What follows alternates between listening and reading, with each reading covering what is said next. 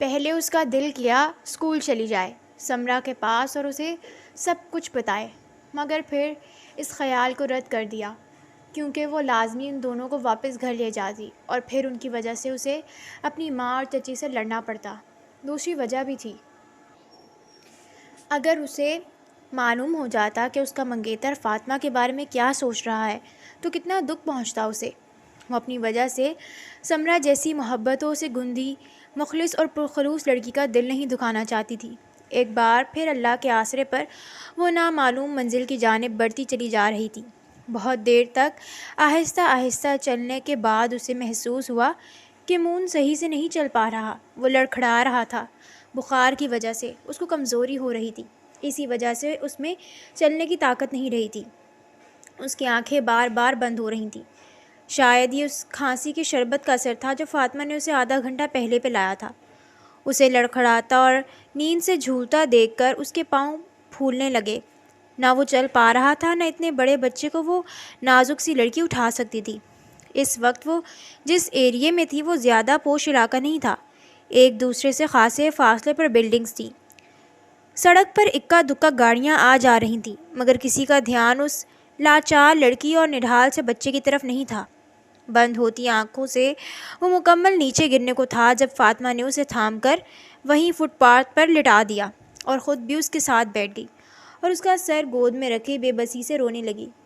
حالات نے اس بری طرح پلٹا کھایا تھا، وہ محل میں رہنے والی نفاست پسند شہزادی روڈ کنارے دھول مٹی سے بدحال بیٹھی اپنی قسمت پر زاروں قطار رو رہی تھی۔ اسے سمجھ نہیں آ رہا تھا وہ کرے تو کیا کرے۔ وہ بالکل خالی ہاتھ تھی۔ جو پیسے اس کے پاس تھے وہ اس نے ایک دن چپکے سے منتیں کر کے شفقت صاحب کو ان کا قرض اتارنے کے لیے تھما دیے تھے، اگرچہ وہ ہرگز نہیں لینا چاہتے تھے، مگر فاطمہ نے ایموشنلی بلیک میل کر کے انہیں رضامند کر لیا تھا۔ آخر میں وہ بھی اس صورت پر راضی ہوئے تھے کہ وہ یہ ادھار سمجھ کر لیں گے۔ اگر آج وہ پیسے اس کے پاس ہوتے تو کم از کم اسے کسی طرح ہاسٹل تو لے جاتی، رہنے کے لیے کسی ہاسٹل میں کمرہ کرائے پر لے لیتی، مگر وہ خالی ہاتھ ہو چکی تھی۔ پانی بمشکل وہ مدھم آواز میں بول پایا۔ موسم سرد تھا، ٹھنڈی ہوا کے تھپیڑے لگنے کی وجہ سے وہ کانپ رہا تھا، اس کا جسم شدید گرم ہو رہا تھا۔ فاطمہ کے ہاتھوں پیروں سے جان نکلنے لگی۔ مون کا بخار کوئی عام قسم کا بخار نہیں ہوتا تھا۔ ایک بار جب وہ 5 سال کا تھا تو اسے سخت ٹائیفائڈ بخار ہوا تھا۔ ڈاکٹر نے ایسی طاقتور میڈیسن دی تھی جس نے یکدم اس کا بخار توڑ دیا تھا۔ سخت دوائی سے بخار کا ایک دم سے ٹوٹنا اس کے لیے نقصان دہ ثابت ہوا تھا۔ اس کے بعد وہ تھوڑا تھوڑا بیمار رہنے لگا تھا، پھر جب بھی اسے بخار ہوتا 15-16 دنوں تک رہتا۔ اس پورے ٹائم میں اس کا سخت خیال رکھا جاتا، اسپیشل پرہیزی فوڈ بنایا جاتا۔ ڈاکٹر جمال بلگرامی جو سب سے مہنگا ترین چائلڈ اسپیشلسٹ تھا، اس کو مون کے علاج کے لیے بلایا جاتا، جو ایسی میڈیسن دیتا جس سے اس کا بخار آہستہ آہستہ اترتا تھا، ورنہ ذرا سی بے احتیاطی پر اس کی حالت بگڑنے لگتی تھی۔ ان دنوں میں جب وہ بخار میں مبتلا ہوتا اور عبد الرحمن اور سائرہ دونوں خاصی ٹینشن میں رہتے تھے، اسے اندازہ ہو رہا تھا کہ مون کا بخار بگڑ رہا ہے، ٹائیفائڈ یا نمونیا ہو چکا ہے۔ ایسے میں اگر اسے وہ علاج اور احتیاط نہ مل پاتی جو پہلے ملتی تھی تو یقیناً وہ موت کے منہ میں جا سکتا تھا۔ یہ خوف اس کے حواسوں کو معطل کر رہا تھا۔ یا اللہ، اپنے پیارے حبیب کے صدقے میری مدد فرما، میرے بھائی کو بچا لے۔ وہ روتے ہوئے آسمان کی طرف دیکھتے اللہ سے فریاد کرنا تھی۔ بیگ سے جو کپڑا نکل رہا تھا وہ مون کے گرد لپیٹ کر اسے سردی سے محفوظ رکھنے کی کوشش کر رہی تھی۔ بھی پانی۔ نیم بے ہوشی کی حالت میں سردی اور بخار سے کانپتے جسم اور لرزتے ہونٹوں سے بمشکل نکل پایا تھا۔ فاطمہ نے ادھر ادھر دیکھا اور دور دور تک کوئی ٹوٹی نلکا کچھ نہیں تھا۔ جس جگہ وہ بیٹھی تھی وہاں سڑک کے آر پار کوئی بلڈنگ، کوئی دکان نہیں تھی۔ سنسان جگہ تھی، خالی پلاٹ تھے جن میں یا تو کچرا پڑا ہوا تھا یا سوکھی سڑی گھاس اگی ہوئی تھی۔ کچھ فاصلے پر رہائشی بلڈنگز نظر آ رہی تھیں، مگر جاتی کیسے؟ مون چلنے کے قابل نہیں تھا، وہ اٹھا نہیں سکتی تھی اتنی دور تک۔ ساتھ میں بیگ بھی تھا۔ اب ایک ہی صورت تھی کہ اسے یہیں چھوڑ کر وہ ادھر رہائشی ایریے میں جا کر کسی سے پانی اور ہیلپ مانگتی، لیکن مون کو اکیلا چھوڑ کر جانے سے وہ ڈر رہی تھی۔ وہ بری طرح شش و پنج میں مبتلا تھی۔ سڑک پر گزرتی 1-2 گاڑی کے آگے اس نے ہاتھ ٹھہرایا تھا، مگر کوئی گاڑی نہیں رکی۔ شاید اس کے حلیے کو دیکھ کر اسے بھکارن سمجھ کر نہیں رکا کوئی۔ آخر کار وہ مون کو تھوڑی دیر کے لیے یہیں چھوڑنے پر مجبور ہو گئی۔ نیم بے ہوش مون کو اس نے لرزتی آواز میں کہا، مون، گھبرانا نہیں، یہی لیٹے رہو، میں پانی لینے جا رہی ہوں، تھوڑی دیر میں آتی ہوں۔ اس کا سر گود سے ہٹا کر بیگ پر ٹکا دیا اور اچھی طرح چادروں سے کور کر کے احتیاط سے لٹایا، اور ڈبڈبائی بے چین نگاہوں سے اسے دیکھتی اس طرف بڑھ گئی جس طرف بلڈنگز نظر آ رہی تھیں۔ چلتے ہوئے وہ مڑ مڑ کر پیچھے بھی دیکھتی جا رہی تھی۔ تیز تیز قدموں سے چلتی ہوئی وہ سامنے نظر آتی ایک بلڈنگ تک پہنچی۔ گیٹ بند تھا۔ اس نے 3-4 مرتبہ بیل بجائی مگر کوئی رسپانس نہیں ملا تو مایوس ہو کر آگے بڑھی۔ اس بلڈنگ کی دوسری طرف ایک گلی نظر آ رہی تھی۔ اس گلی میں مڑی تو سامنے ایک سبزی کی دکان نظر آئی۔ وہ بھاگ کر دکان پر پہنچی۔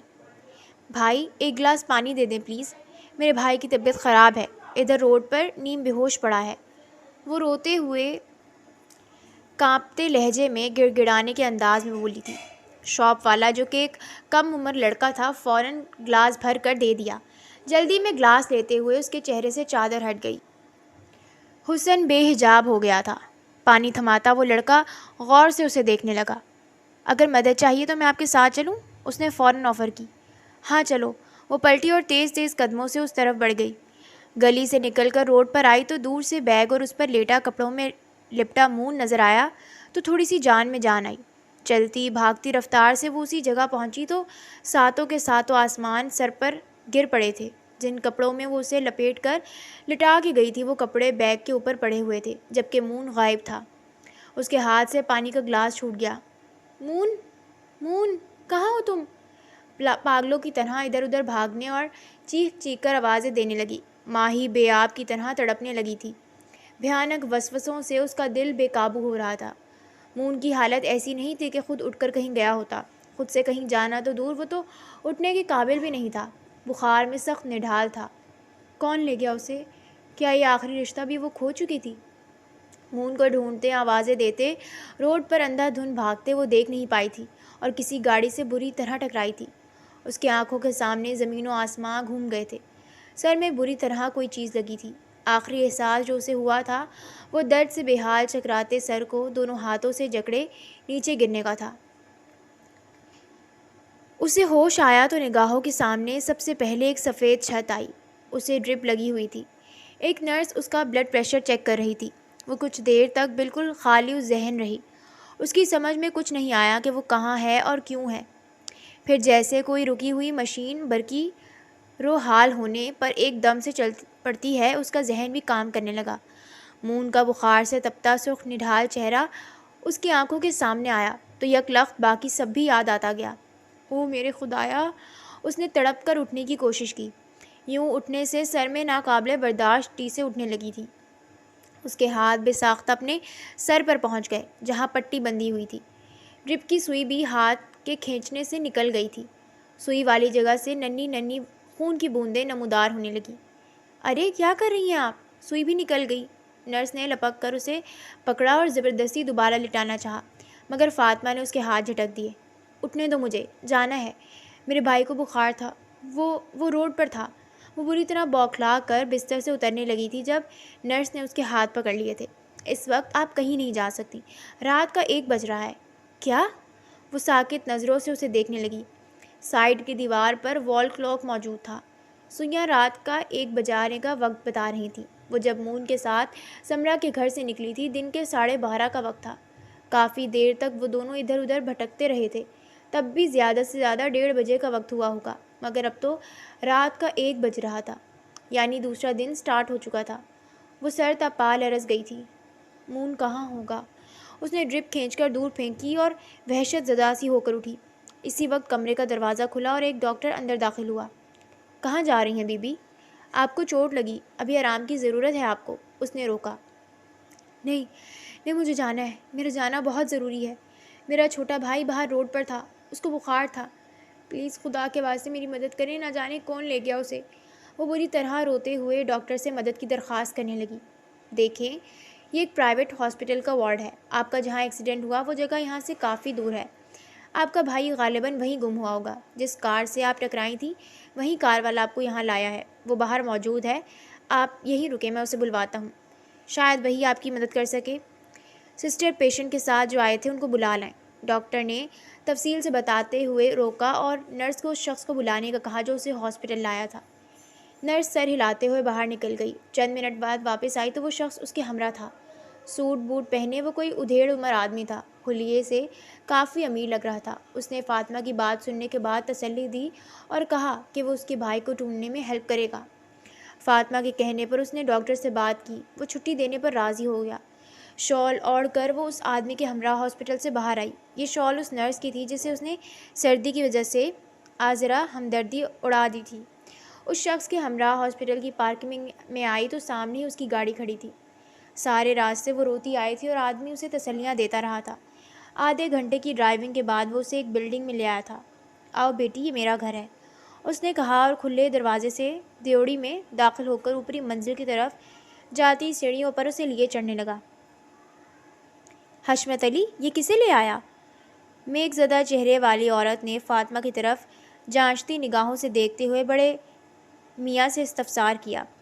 کچھ مت پوچھو نرگس بھائی، ہیرا ہے ہیرا، سڑکوں پر رل رہا تھا، میں تمہارے پاس لے آیا۔ اسے سجاؤ سوراؤ، مالا مال کر دے گی تمہیں، مالا مال۔ گارنٹی سے کہہ سکتا ہوں ایسا ہیرا تمہارے کوٹھے پر پہلی بار آیا ہوگا، حشمت علی نے خباثت بھرے لہجے میں مسکراتے ہوئے کہا۔ ساکت کھڑی فاطمہ عبد الرحمن چکرا کر گر پڑی تھی، اس کے ساتھ دھوکا ہو چکا تھا۔ رات بادل خوب ٹوٹ کر برسے تھے، کسی کے اشکوں کی طرح، ہر شے دھل کر نکھر گئی تھی۔ آسمان ابھی بھی سرمئی بادلوں سے ڈھکا ہوا تھا، ہواؤں میں نمی تھی۔ وہ ٹیرس پر کھڑا خلاؤں میں کچھ تلاشنے کی سعی میں مصروف تھا۔ اپنے دل میں پھیلی ویرانی اسے ہر سو بکھری ہوئی نظر آ رہی تھی، ہر شے سے جیسے اداسی و حزن جھلک رہا تھا۔ دنیا جو پہلے اسے پھولوں سے مہکتی اور رنگوں سے چمکتی ہوئی لگتی تھی، اب ایک دم سے روکھی پھیکی لگنے لگی تھی۔ آسمان کی وسعتوں پر نگاہیں جمائے وہ سگریٹ پھونک رہا تھا۔ وہ ارد گرد سے بے خبر سوچوں میں گم تھا۔ فاطمہ عبد الرحمن کو ڈھونڈنے کی مہم اس نے شدید مایوس ہو کر ترک کر دی تھی۔ اب وہ صرف دعا مانگتا رہتا تھا کہ وہ اسے کبھی مل جائے، تاکہ اس سے اپنے کیے کی معافی طلب کر اپنا ذہنی اطمینان و سکون واپس حاصل کر سکے اور پچھتاوے کی دلدل سے نکل سکے۔ جسم پر لگے زخم تو آہستہ آہستہ ٹھیک ہو جاتے ہیں، مگر روح کے زخم وہ زخم ہوتے ہیں جن سے ضمیر داغدار ہو جاتا ہے، جس سے عزت و نفس اور حمیت مجروح ہو جاتی ہے، جو انسان کو زندہ درگور کر دیتی ہے۔ اسے بھی روح کے زخموں نے بے حال کر رکھا تھا۔ کبھی کبھی وہ شدید اضطراب میں مبتلا ہو جاتا جب اس لڑکی کا تصور اسے تنگ کرنے لگتا۔ وہ جتنا اس کے تصور سے پیچھا چھڑانا چاہتا تھا، اسی قدر وہ تصور اس کے دماغ پر حاوی ہو جاتا تھا۔ آنسوؤں سے بھیگا گلاب چہرہ، خوف سے بھری سحر انگیز نیلی آنکھیں، دکھ درد سے اذیت سے کپاتے یاقوتی لب، فاطمہ عبد الرحمن کا ہر آنسو، ہر سسکی اس کے اندرونی زخموں پر نمک پاشی کرتی۔ اپنی وحشت بھری حرکتیں یاد آتی تو پچھتاوے کی اذیت میں مبتلا ہو جاتا تھا۔ نہ جانے کتنا وقت یوں ہی کھڑا رہا، پھر جب اندر سے سمندر کی لہروں کی طرح مضطرب ہونے لگا تو ٹیرس سے نیچے آ گیا۔ عبیر کے بعد گھر میں اب زین کی شادی کی تیاریاں چل رہی تھیں، جس کے لیے مہمانوں کی آمد کا سلسلہ بھی شروع ہو رہا تھا۔ رات کو فاریہ اصفہان سمیت ماموں کی پوری فیملی یو کے آ رہی تھی۔ وہ نیچے آیا تو فائزہ سکندر کی ڈرائنگ روم میں کچھ ڈیزائنرز کے ساتھ ڈسکشن چل رہی تھی۔ ایک نظر دیکھنے کے بعد ڈرائیو وے کی جانب بڑھ گیا۔ ڈرائیور اور گارڈز مستعد کھڑے انتظار کر رہے تھے۔ اس نے ڈرائیور کو پروڈکشن ہاؤس کی طرف چلنے کا حکم دیا۔ وہ مینٹلی ڈسٹرب تھا، جلد سے جلد رہ جانے والی شوٹنگز کمپلیٹ کر کے کچھ عرصے کے لیے شوبز سے بریک لینا چاہ رہا تھا۔ ذہنی سکون نہ ہو تو انسان یکسوئی سے اپنا کام نہیں کر پاتا۔ اس کے ساتھ بھی یہی مسئلہ چل رہا تھا۔ اسی وجہ سے نیو پروجیکٹ سائن کرنے کے لیے وہ کئی ڈائریکٹرز کو منع کر چکا تھا۔ وہ اندر آیا تو مینیجر سمیت ٹیم کا کوئی فرد دکھائی نہیں دیا، سوائے گیٹ پر موجود گارڈ کے۔ شاید عبیر یا زین کوئی میٹنگ کروا رہے ہوں گے، تبھی کوئی دکھائی نہیں دے رہا۔ وہ سوچتا ہوا اپنے روم کی طرف بڑھ گیا۔ ارادہ اسپیشل روم میں بیٹھ کر الکوحل سے غم غلط کرنے کا تھا۔ اپنے روم کی طرف بڑھتے اس کے قدم قریبی کیبن سے آتی دھیمی آواز سن کر رک گئے اور پھر غیر ارادی طور پر کیبن کی جانب اٹھ گئے۔ یہ کیبن اس کے سیکریٹری فراز کا تھا۔ اندر سے صاف آواز آ رہی تھی، ڈونٹ وری میم، مجھے اپنی جان اور نوکری عزیز نہیں۔ کیا جو میں وہ ریکارڈنگ والا راز کسی سے شیئر کروں گا؟ آپ بے فکر رہیں، یہ راز ہمیشہ میرے سینے میں دفن رہے گا۔ دوسری طرف سے نہ جانے کیا کہا گیا۔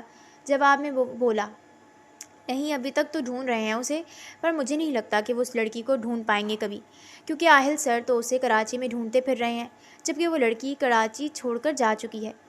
جی میں نے خود دیکھا تھا اسٹیشن پر اسے۔ جی ٹھیک ہے، کوئی نئی خبر ملی تو آپ کو ضرور انفارم کروں گا۔ شاید اس نے فون بند کر دیا تھا۔ دروازے کے ساتھ لگ کر سنتے آہل خان کے اندر اس یک طرفہ گفتگو کو سن کر زبردست توڑ پھوڑ سی مچ گئی۔ وہ خود کو روک نہیں پایا اور زوردار دھماکے کے ساتھ دروازہ کھولا۔ کرسی پر بیٹھا فراز دروازہ کھلنے پر یک دم پلٹا۔ دروازوں کے بیچوں بیچ اپنی طرف خونخوار نگاہوں سے گھورتے آہل خان کو دیکھ کر اس کا اوپر کا سانس اوپر اور نیچے کا نیچے رہ گیا۔ دیکھ لڑکی، سیدھی طرح لائن پر آ جا، ورنہ تو مجھے جانتی نہیں، تیرے جیسی حسین اڑیل گھوڑیوں کو کیسے سدھارا ہے میں نے۔ نرگس بائی نیم جان پڑی فاطمہ کے سامنے غصے سے بل کھا رہی تھی۔ آج تیسرا دن تھا اس لڑکی نے اسے ناکو چنے چبوا دیے تھے۔ مار پیٹ، دھمکیاں، ہر حربہ ناکام گیا تھا۔ وہ کسی طرح قابو میں نہیں آ رہی تھی۔ اب بھی نرگس بائی کی چیخ و پکار پر خاموشی سے آنسو بہاتی رہی۔ وہ دوہرے غم سے نڈھال تھی، مون کے کھو جانے کا غم، اتنی غلیظ جگہ پر اپنے پھنسنے کا غم۔ تھک ہار کر نرگس بائی وہاں سے ہٹ گئی۔ جس کو جان کی پرواہ نہ ہو اسے کسی چیز سے ڈرایا جا سکتا ہے؟ اس جیسی ڈھیٹ لڑکی سے پہلی بار واسطہ پڑا، ورنہ اس سے پہلے جتنی بھی چڑیاں پنجرے میں آئیں 5-6 تھپڑوں، مکے ٹھڈوں اور 2-4 ٹائم کے فاقوں سے لائن پر آ جاتی، مگر یہ کوئی ایسی ڈھیٹ خوبصورت بلا متھے لگی ہے، 3 دن سے مار کھائے جا رہی ہے، مگر مجال ہے جو ذرا سا بھی اثر ہوا ہو۔ ارے اس پر تو فاقے کا حربہ بھی بیکار ہے، یہ تو پہلے ہی منہ میں روٹی کا نوالا تک رکھنے کو تیار نہیں۔ کیا کروں میں اس کا؟ نرگس بائی سخت جھنجھلائی ہوئی تھی۔ بائی جی تھوڑا سا صبر کر لیں، آہستہ آہستہ لائن پر آ جائے گی۔ یہ بھی تو دیکھیں نا، ہمارے کوٹھے کا سب سے حسین ہیرا ہے، یوں لگتا ہے جیسے ہمارے کوٹھے پر چاند اتر آیا ہو۔ ساتھ کھڑی خوشبو نے ستائشی انداز میں کہا۔ خوشبو باجی ٹھیک کہہ رہی ہیں بائی جی، ذرا اس کو ٹائم دیں، آخرکار مان ہی جائے گی۔ حسن کی دولت سے مالا مال ہے، ایک بار اس کا دھندا شروع کروا دیا نا آپ کو، مالا مال کر دے گی۔ چندا نے بھی تائید کی۔ میں اپنی جان دے دوں گی مگر یہ غلیظ کام کبھی نہیں کروں گی، سنا تم لوگوں نے؟ ان کی باتیں سنتے ہوئے روتے روتے اس نے سر اٹھایا اور پوری قوت سے چیخی۔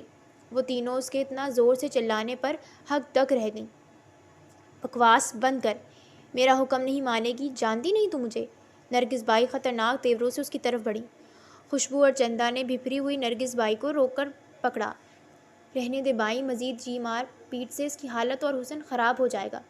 وہ دونوں غصے سے کھولتی نرگس بائی کو سمجھا بجھا رہی تھی، جبکہ نرگس بائی کا بس نہیں چل رہا تھا اس ڈھیٹ لڑکی کے ساتھ کیا کرتے۔ غصے کے مارے وہ بری طرح کھول رہی تھی اور ساتھ میں غضبناک نگاہوں سے اسے دیکھ رہی تھی، جو مسلسل ہچکیوں سے روئے جا رہی تھی۔ آہل خان نے کہا تھا وہ اپنا انتقام لینے کے بعد اسے کسی کوٹھے پر پہنچا دے گا۔ وہ تو نہ پہنچا سکا مگر بے رحم وقت اور برے حالات نے پہنچان دیا۔ ڈائریکٹ نہ صحیح انڈائریکٹ، مگر وجہ تو وہی بنا تھا آج اس کی یہاں کوٹھے پر پہنچنے کی۔ بائی جی، بڑے گرو آپ سے ملنے آئے ہیں، اس وقت ایک لڑکی نے کمرے میں جھانک کر اطلاع دی۔ نرگس بائی چونکی۔ بڑے گرو اس کے لیے بہت مہمان درجہ تھے، سمجھاؤ اس منحوس کو، ورنہ ہڈیاں توڑ دوں گی اس کی۔ وہ خوشبو اور چندا سے کہتی سسکتی ہوئی فاطمہ پر ایک قہر بری نظر ڈالتی باہر نکل گئی۔ آداب گرو جی۔ مہمان خانے میں داخل ہو کر اس نے صوفے پر بیٹھے انسان کو انتہائی مؤدبانہ انداز میں جھک کر تعظیم پیش کی۔ آداب، گرو نے اپنے پھٹے ڈول والی آواز میں جواب دیا۔ ارے لڑکیوں، کہاں مر گئی ہو؟ گرو جی آئے ہیں، جلدی سے اچھے سے ریفریشمنٹ کا انتظام کرو، وہ اونچی آواز میں دروازے کی طرف منہ کر کے بولی۔ اور سنائیے گرو جی، آپ کی طبیعت صحت تو ٹھیک تھی نا؟ بڑے عرصے بعد میرے کوٹھے کو رونق بخشی۔ ارے بائی جی اوپر بیٹھو، کہاں بیٹھ رہی ہو؟ گرو نے اسے ایک چھوٹے سے موڑے پر بیٹھے دیکھ کر سامنے پڑے قیمتی گداز صوفے کی جانب اشارہ کرتے ہوئے کہا۔ نہ گرو جی، آپ کے سامنے میری اتنی اوقات نہیں کہ صوفے پر بیٹھ سکوں، میں یہیں ٹھیک ہوں۔ نرگس بائی نے فوراً انکار کیا۔ چل جیسے تیری مرضی۔ گرو نے کندھے اچکائے۔ گرو جی، اس بار آپ نے لیٹ چکر لگایا ہے، میں تو پریشان تھی کہ خدا نخواستہ آپ کہیں مجھ سے ناراض تو نہیں ہو گئے۔ میں آج آپ کو فون کرنے کا سوچ ہی رہی تھی کہ آپ آ گئے۔ بہت ہی خوش ہو رہی ہے آپ کو دیکھ کر۔ کچھ دیر پہلے والی سختی کا چہرے اور آواز میں شائبہ تک نہیں تھا۔ اس وقت وہ شہد کی اس لیے وہ اس کے سامنے اتنی بچھی جا رہی تھی۔ اس سے پہلے گرو کوئی جواب دیتے دروازے کے باہر بہت شور شرابہ ہوا۔ وہ دونوں چونکے۔ 1 منٹ گرو جی، میں دیکھ کر آتی ہوں۔ وہ پریشان ہو کر اٹھی اور باہر کی طرف لپکی۔ گرو جی بھی اس کے پیچھے باہر آئے۔ سامنے کے منظر نے انہیں حیران کر دیا۔ ایک انتہائی خوبصورت لڑکی نرگس بائی کی ایک لڑکی کے ہاتھوں بری طرح پٹ رہی تھی اور دردناک انداز میں رو چلا بھی رہی تھی، اور ساتھ میں متواتر ایک ہی بات کی گردان کیے جا رہی تھی: نہیں مانوں گی تم لوگوں کی بات، چاہے جان سے ہی مار دو۔ کیا ہوا نیلم، کیوں مار رہی ہو اسے؟ نرگس بائی فوراً آگے بڑھی۔ بائی جی، یہ کمینی یہاں سے بھاگنے کی کوشش کر رہی تھی۔ گلدان مار کر میری بہن خوشبو کا سر پھاڑ دیا ہے۔ ہانپتی کانپتی نیلم نے فاطمہ کے منہ پر تھپڑ مارتے ہوئے نرگس بائی کو جواب دیا۔ اس سے پہلے نرگس بائی کوئی جواب دیتی یا اسے روکتی، کچھ فاصلے پر کھڑے خاموشی سے دیکھتے گرو نے درست انداز میں کہا: چھوڑو اسے۔ نیلم نے ہاتھ کو تو روک لیا، مگر زمین پر پڑی فاطمہ کو متواتر خونخوار نظروں سے گھورنے لگی۔ کون ہے یہ لڑکی؟ نہیں آئی ہے کیا؟ گرو نے نرگس بائی سے پوچھا۔ جی گرو جی، اسے چھوڑیں، آپ اندر مہمان خانے میں چلیے، یہ سب تو چلتا رہتا ہے۔ نرگس بائی نے ہلکے پھلکے انداز میں بات کو سمیٹتے ہوئے گرو جی کو مہمان خانے کی جانب چلنے کا کہا۔ 1 منٹ نرگس، یہ لڑکی مجھے چاہیے۔ گرو نے روتی سسکتی فاطمہ عبد الرحمن کی طرف اشارہ کر کے کہا۔ گرو جی، آپ؟ وہ ہکا بکا ان کو دیکھنے لگی۔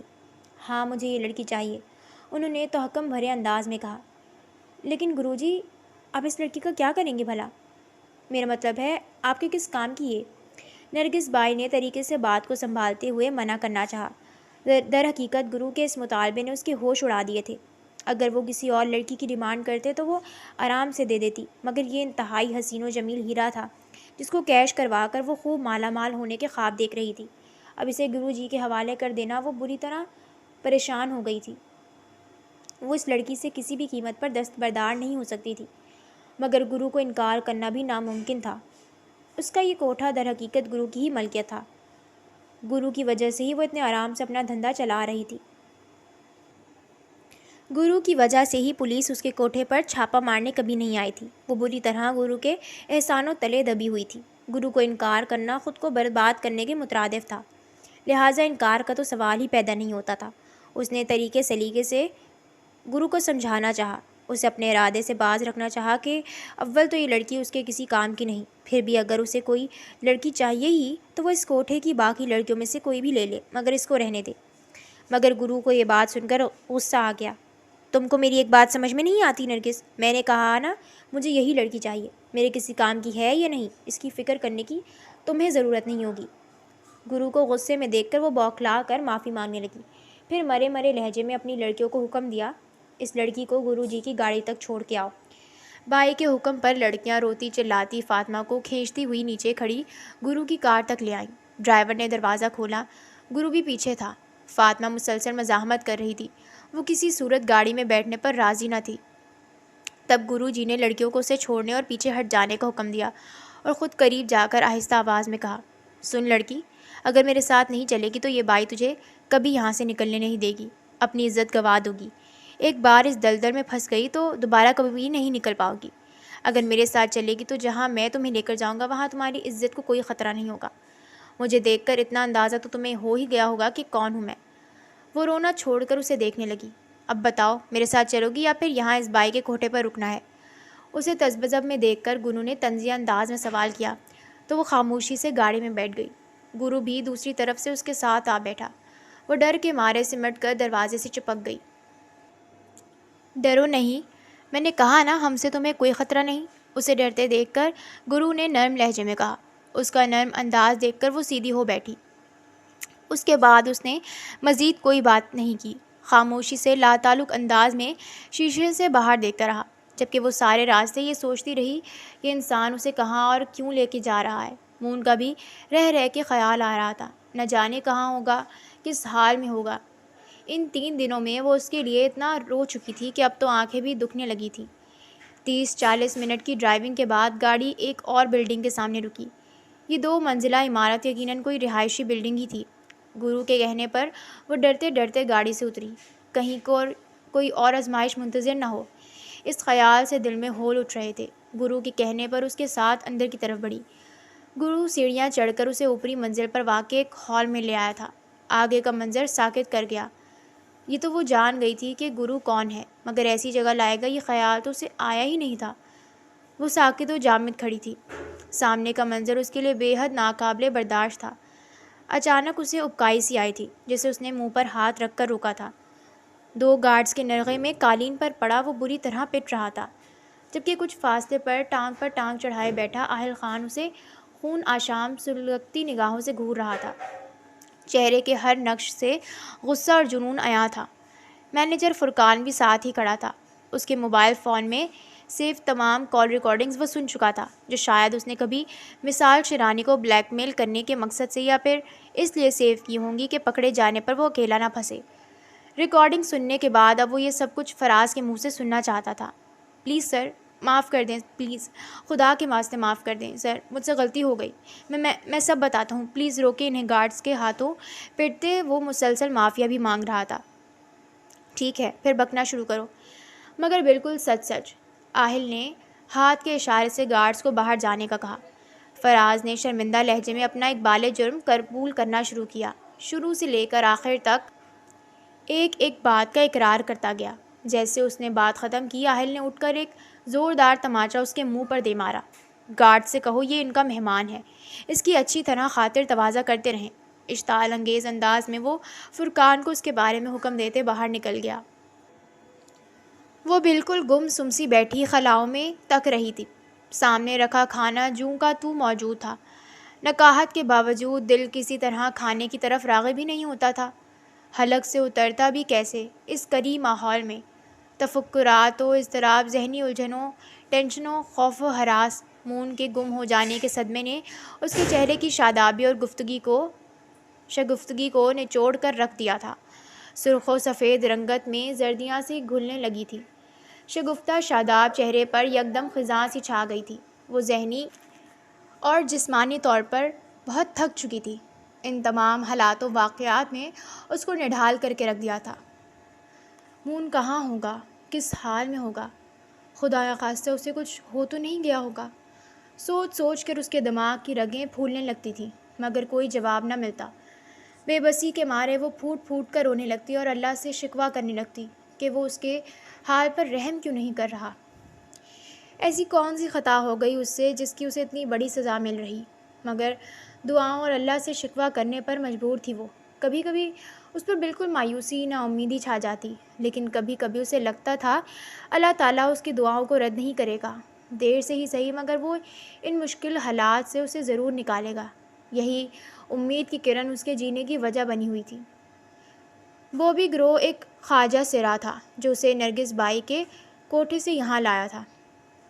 پہلے دن جب وہ یہاں آئی تھی تو چکرا کر رہ گئی تھی۔ چمکتے دمکتے بھڑکیلے لباسوں، میک اپ سے لتھڑے چہروں والی یہ تیسری مخلوق، اوپر سے ان کی لینگویج، بولنے کا انداز، عجیب و غریب آوازیں، کسی کے منہ میں پان تو کسی کے منہ میں سگریٹ۔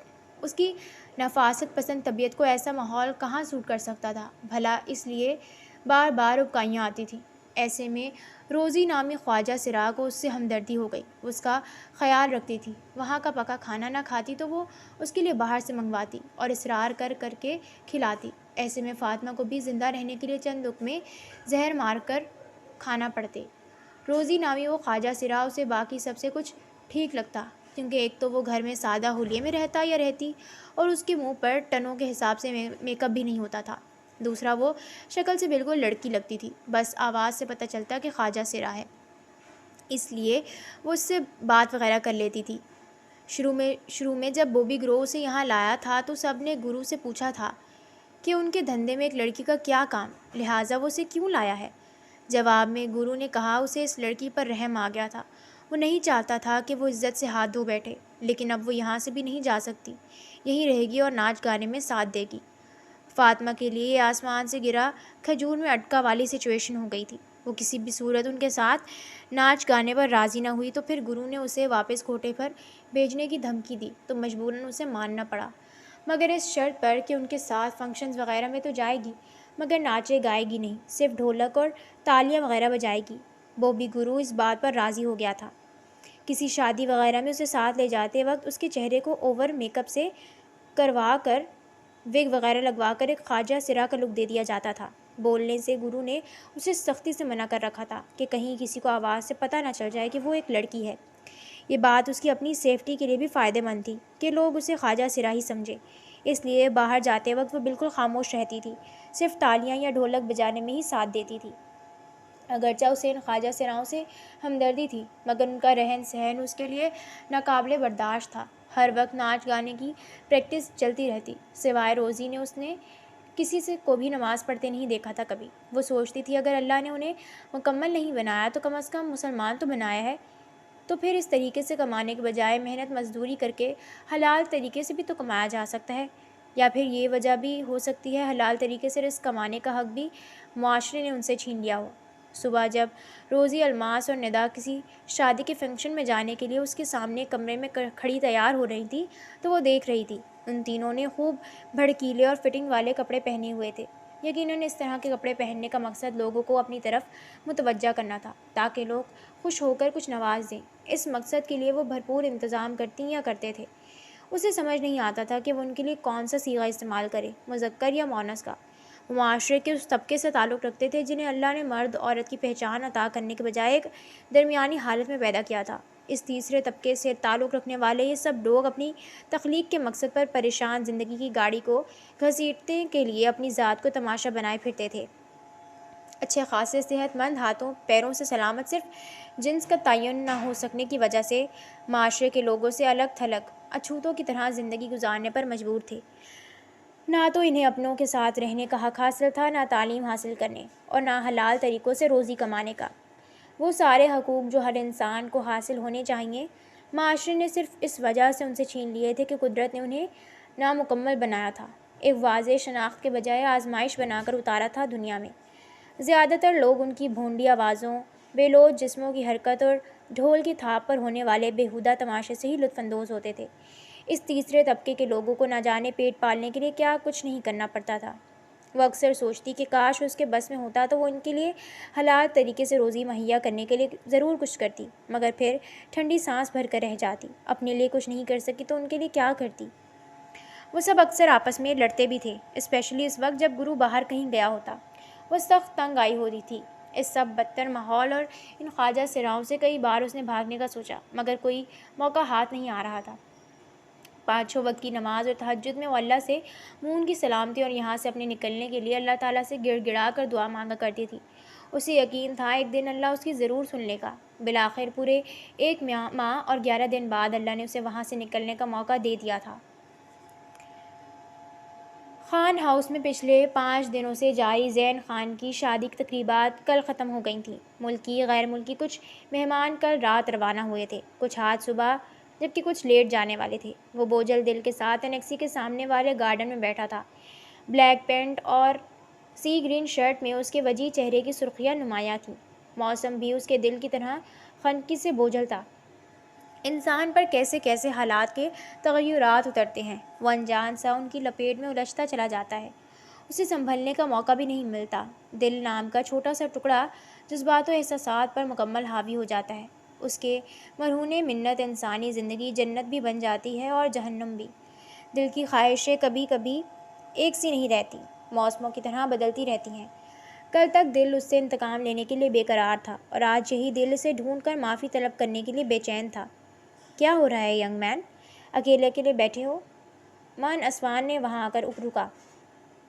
ینگ مین، اور تم تو جیسے بوڑھے ہو نا؟ وہ پھیکے انداز میں ہنسا تھا۔ بوڑھے ہوں میرے دشمن؟ وہ دھپ سے سامنے والی کرسی پر بیٹھ گیا۔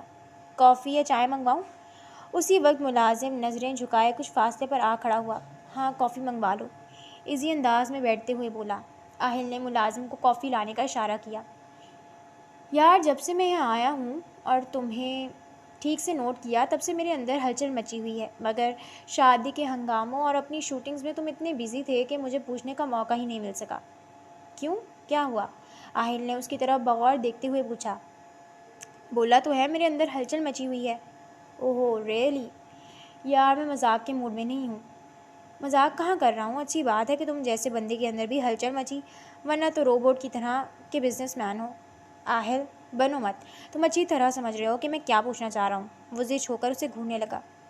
کیوں؟ میں کوئی علم نجوم جانتا ہوں، کوئی ساحرانہ طاقتیں یا شکتیاں ہے میرے پاس جو مجھے پتہ ہوگا کہ تم کیا پوچھنا چاہ رہے ہو۔ تم کسی پریشانی میں مبتلا لگتے ہو۔ مکرنا مت، میرا اندازہ غلط نہیں ہو سکتا۔ تم نے شادی میں ایسے شرکت کی جیسے کوئی باہر کا بندہ شریک ہو، چپ چپ سے، کھوئے کھوئے سے، ایک روبوٹ کی طرح اپنی ذمہ داریاں نبھاتے ہوئے۔ کوئی نہ کوئی بات تو ضرور ہے۔ تم سے کب کچھ چھپایا ہے میں نے یار؟ میں خود بھی تم سے سب کچھ شیئر کرنا چاہتا تھا۔ بہت بوجھ ہے دل پر یار، وہ ٹھنڈی آہ بھر کر کہا۔ کیا ہوا ہے بتاؤ مجھے۔ اصفہان چونک کر سیدھا ہو بیٹھا۔ وہ آہستہ آہستہ اسے سارے حالات سے آگاہ کرتا گیا۔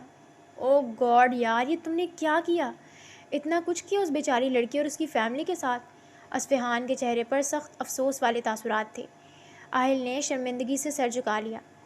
ہمیشہ کہتے ہیں جلدی کا کام شیطان کا کام ہوتا ہے۔ پہلے اچھی طرح جانچ پڑتال تو کر لیتے کہ ریکارڈنگز واقعی اس نے وائرل کی تھیں یا نہیں۔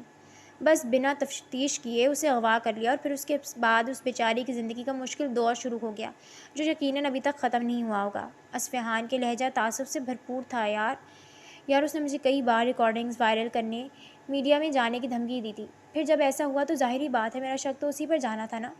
اب مجھے کیا پتا تھا کہ یہ کام اس کا نہیں بلکہ اس گھٹیا لڑکی مثال کا ہے، وہ جھنجھلا کر بولا۔ دھمکی اس نے غصے میں دی ہوگی جب تم اسے تنگ کرتے تھے۔ اچھا اب یہ بتاؤ، 7 ماہ سے اوپر ہو گیا ہے، تم نے ڈھونڈا کیوں نہیں اسے؟ کہاں ڈھونڈوں؟ کراچی کا چپا چپا تو چھان مارا ہے، نہیں ملتی کہیں وہ۔ اس نے بے بسی سے ہاتھ کا مکہ بنا کر کرسی پر مارا۔ کراچی میں ڈھونڈتے رہے ہو نا؟ کراچی سے باہر ڈھونڈا تم نے؟ کیا پتہ کسی اور شہر چلی گئی ہو؟ اصفہان نے خیال ظاہر کیا۔ نہیں یار، کراچی سے باہر وہ کہیں نہیں جا سکتی۔ باقی سب شہر اس کے لیے انجان ہیں، اس نے مجھے بتایا تھا۔ لاہور اس نے کبھی نہیں دیکھا تھا، اسلام آباد سے بھی بس گھومنے پھرنے کی حد تک دیکھا، باقی کوئی رشتہ دار جاننے والا کسی شہر میں نہیں اس کا۔ باقی رہا ترکی جانے کا سوال تو ناممکن ہے، نہ تو اس کے ٹکٹ کے پیسے ہوں گے نہ اس کا پاسپورٹ اس کے پاس۔ اب بتاؤ کہاں گئی ہوگی وہ؟ تم نے یہاں کے سارے دارالامان میں پتہ کیا؟ نہیں یار، وہاں چیک کروانے کا تو دھیان نہیں گیا میرا، وہ چونک کر بولا۔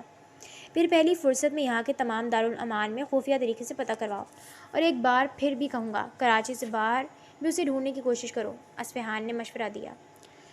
ٹھیک ہے، تمہارے مشورے پر عمل کرتا ہوں، مگر مسئلہ یہ ہے کہ یہاں کے دارالامان وغیرہ سے پتہ کروانے کا کام کس کے سپرد کروں، کیونکہ اس معاملے سے صرف فرقان واقف ہے، اور وہ تو کل میرے ساتھ لاہور جا رہا ہے، جبیب صاحب کی فلم کے کچھ سین ریکارڈ کروانے ہیں۔ کتنے دن لگیں گے وہاں؟ یہی کوئی 3 سے 4 دن۔ تو پھر لاہور سے واپس آ کر یہ کام شروع کروا دینا، جہاں اتنے مہینے صبر کیا وہاں مزید صحیح۔ ٹھیک کہہ رہے ہو۔ یہ فی الحال لاسٹ فلم کی شوٹنگ ہے، مزید کوئی فلم سائن نہیں کر رہا، ابھی کچھ عرصے کے لیے شعبے سے بریک لینے کا ارادہ ہے۔ اس بریک کے دوران اسے خود ڈھونڈوں گا۔ ٹھیک ہے، میری دعائیں تمہارے ساتھ ہیں۔ اچھا یہ بتاؤ، اس مس ایگزامپل یعنی مثال کے ساتھ کیا کیا؟ جن فلموں کے لیے کانٹریکٹ سائن کر چکی تھی وہ تمام فلمیں چھین لی اس الو کی پٹھی سے، یعنی ان تمام ڈائریکٹر سے بول کر باہر کروا دیا۔ اس کے علاوہ جس شو کو ہوسٹ کر رہی تھی اس شو سے بھی آؤٹ کروا دیا۔ ویل ڈن، بہت اچھا کیا، یعنی سڑک پر لے آئے ہو، اب کوئی کانٹریکٹ نہیں اس کے پاس، گھر بیٹھ کر کھانا پکائے گی بیچاری۔ اصفہان ہنس پڑا تھا۔ ویسے ایک بات پوچھوں؟ پوچھو۔ اصفہان کے پوچھنے پر کافی کا سپ لیتے ہوئے اس نے اسبات میں سر ہلایا۔ تم مس فاطمہ کو کیوں ڈھونڈنا چاہتے ہو؟ مطلب کہ صرف معافی مانگنے کے لیے یا کوئی اور بات ہے؟ آہل نے پل بھر کے لیے اس کی طرف دیکھا۔ وہ بڑی گہری جانچتی ہوئی نگاہوں سے جائزہ لینے والے انداز میں دیکھ رہا تھا۔ کیا کہنا چاہتے ہو؟ کھل کر کہو، آہل نے کافی کا کپ سامنے پڑی ٹیبل پر رکھتے ہوئے کہا۔ مطلب یہ کہ تمہیں اس سے محبت ہو گئی ہے نا؟ اصفہان نے تصدیق چاہی۔ ناممکن، یہ کام میں صرف فلموں میں کر سکتا ہوں، اس نے ہلکا سا ہنستے ہوئے اس کی بات کو رد کیا۔ تم مانو یا نہ مانو مائی ڈیئر، جب محبت کی کونپل دل میں پھوٹتی ہے نا تو ناممکن بھی ممکن بن جاتا ہے۔ یہاں اس دنیا میں سب ایک بار محبت ضرور کرتے ہیں، تم بھی کرو گے یا پھر کر رہے ہوگے، مگر فی الحال مان نہیں رہے۔ میں نہیں کرتا محبت یار، صرف اپنے کیے پر ایکسکیوز کرنا چاہتا ہوں، وہ جذبس ہو کر بولا۔ جواباً اصفہان ہنسنے لگا۔ اوکے، مان لیا کہ تم نہیں کرتے اس سے محبت، مگر دیکھنا انشاءاللہ تم کرو گے ضرور، مجھے پکا یقین ہے۔ مائی گاڈ، تم مجھے دعا دے رہے ہو یا بد دعا؟ آہل نے منہ بناتے کہا۔ مائی ڈیئر کزن، یہ احساس بعد میں ہوگا کہ یہ دعا ہے یا بد دعا، کیونکہ یہ وہ آگ ہے جو لگائے نہ لگے، بجھائے نہ بجھے، وہ ترنگ میں بولا۔ اسٹاپ اٹ یار، تم یہ بتاؤ واپسی کب ہے تم لوگوں کی؟ کیوں بھائی، آپ کو ہمیں بھیجنے کی جلدی ہے کیا؟ اس نے سوال تو اصفہان سے کیا تھا مگر جواب فاریہ نے دیا جو ابھی ابھی وہاں آئی تھی۔ اس کے چہرے پر ناراضگی کے تاثرات تھے۔ اہل ہنس پڑا اور اٹھ کر اسے ساتھ لگا لیا۔ نہیں، میں تو اس لیے پوچھ رہا تھا کیونکہ مجھے کل شوٹنگ کے لیے لاہور جانا ہے اور میں نہیں چاہتا میں واپس آؤں تو تم لوگ مجھ سے ملے بغیر چلے جاؤ۔ ہم ابھی ایک ہفتہ ہے یہاں پر بھائی، آپ کل لاہور جا رہے ہیں تو ہم آپ کے ساتھ چلیں؟ بہت عرصہ ہو گیا لاہور کا چکر لگائے ہوئے، آپ شوٹ کرنا، ہم گھوم پھر لیں گے، کیوں اصفی؟ فاریہ نے آئیڈیا دیتے ہوئے اصفہان کی طرف سوالیہ نگاہوں سے دیکھا۔ جواباً اس نے کندھے اچکا کر نو پرابلم کہا۔ وائی ناٹ، ضرور چلو تم دونوں، اکٹھے گھومیں پھریں گے، آہل نے خوش دلی سے کہا۔ واؤ، مزہ آئے گا، فاریہ مسکرائی اور وہیں بیٹھ گئی۔ تینوں گپ شپ کرنے لگے۔ آج پھر دل بے حد پرسمردگی کے حصار میں تھا۔ جب سے ان حالوں کو پہنچی تھی نیند اس سے روٹ ہی گئی تھی۔ اجنبی شہر، اجنبی عجیب و غریب حلیوں والے خواجہ سرا، کسی نارمل بندے کے لیے ان کے درمیان رہنے کا تصور ہی ہولناک ہوتا ہے، بشرط یہ کہ وہ بھی ناچ گانے، ڈھول ڈھکے، پان چبانے اور سگریٹ پینے والے خواجہ سراؤں کے بیچ۔ بچپن میں جب بابا کے ساتھ وہ گاڑی پر کہیں جا رہی ہوتی اور سگنل پر گاڑی کے رکتے ہی اس طرح کی حلیوں والے لوگ شیشے کے ساتھ چپک کر ہاتھ پھیلاتے تب اسے ان لوگوں سے صرف ڈر لگا کرتا تھا۔ بڑے ہونے پر جب ان کے بارے میں آگاہی حاصل ہوئی تو ڈر کی جگہ ہمدردی نے لے لی تھی۔ پھر اب جب وہ ان کے درمیان قیدی کی حیثیت سے رہ رہی تھی تو ان سے کراہیت آمیز وحشت ہونے لگی تھی۔ اس کا ضبط جواب دینے لگا تھا۔ وہ جلد از جلد ان لوگوں کے چنگل سے نکلنا چاہتی تھی، مگر یہاں سے نکلنے کا کوئی راستہ ہی نظر نہیں آ رہا تھا۔ خود یہاں سے نکلتی تو مون کو ڈھونڈ پاتی نا۔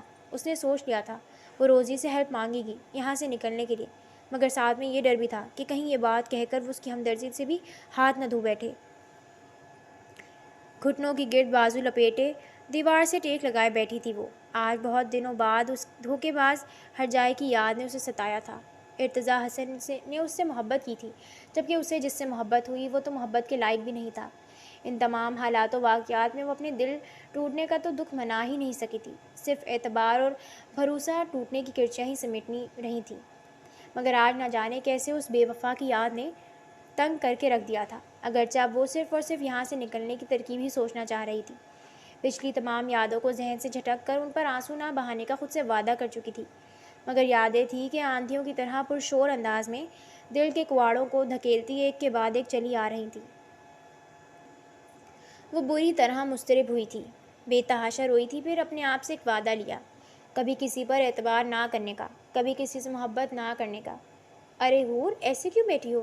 جلدی کرو، گرو نے حکم دیا ہے سب کو جلدی تیار ہونے کا۔ اسی وقت روزی نے وہاں آ کر اسے ٹوکا۔ ان لوگوں نے اس کی خوبصورتی کی وجہ سے اس کا نام حور رکھ دیا تھا۔ یہ نام گرو نے ہی اسے دیا تھا، نہ اس سے نام پوچھا گیا اور نہ اس نے بتایا، بس گرو کے کہنے پر سب اسے حور کہہ کر ہی بلاتے تھے۔ فاطمہ نے سر اٹھا کر اس کی طرف دیکھا۔ لال رنگ کی ساڑی بالکل انڈین طرز میں پہنے، نکلی بال لگائے، فل میک اپ کے ساتھ وہ بہت ہی عجیب لگ رہی تھی۔ چلو جلدی اٹھو، میں تمہارے کپڑے نکال رہی ہوں، جلدی سے چینج کرو، پھر مجھے تمہارا میک اپ بھی کرنا ہے۔ روزی نامی وہ خواجہ سرا اس کی روئی روئی آنکھوں سے نظر چرائے الماری کی طرف بڑھ گیا۔ پھر آدھے گھنٹے بعد وہ میک اپ کی دکان، چہرے پر تھوپے، سیاہ گھنگرالے، نکلی بالوں کی وگ لگائے ان کے ساتھ جا رہی تھی۔ کوئی لہنگا چولی پہنے ہوئے تھا تو کوئی ساڑی۔ اس نے جو کپڑے پہنے ہوئے تھے وہ نیلے اور زرد رنگ کے کمبینیشن کا خوب بھڑکتا ہوا لہنگا چولی تھا۔ سب کے سب خواجہ سرا اس وقت ایک بڑی سی وین پر سوار تھے جو لاہور کی سڑکوں پر رواں دواں تھی۔ فاطمہ کو لگ رہا تھا شاید کوئی بہت بڑا اسپیشل ایونٹ یا شادی کا فنکشن ہے، کیونکہ بوبی گرو ساتھ جاتا، وہ عموماً اس وقت ساتھ جاتا تھا جب کسی بڑے فنکشن پر جانا ہوتا تھا، ورنہ زیادہ تر وہ گھر پر ہی رہتا تھا۔ روزی، ہم کہاں جا رہے ہیں؟ اس نے ساتھ بیٹھی روزی سے سرگوشی میں پوچھا۔ ہم گلبرگ ٹاؤن جا رہے ہیں، وہاں ایک کوٹھی پر جانا ہے، روزی نے بھی سرگوشی میں بتایا، ورنہ گرو کے حکم کے مطابق خواجہ سراؤں کو اسے کوئی بھی انفارمیشن دینے کی اجازت نہیں تھی، شاید اس لیے کہ گرو کو اس پر ٹرسٹ نہیں تھا۔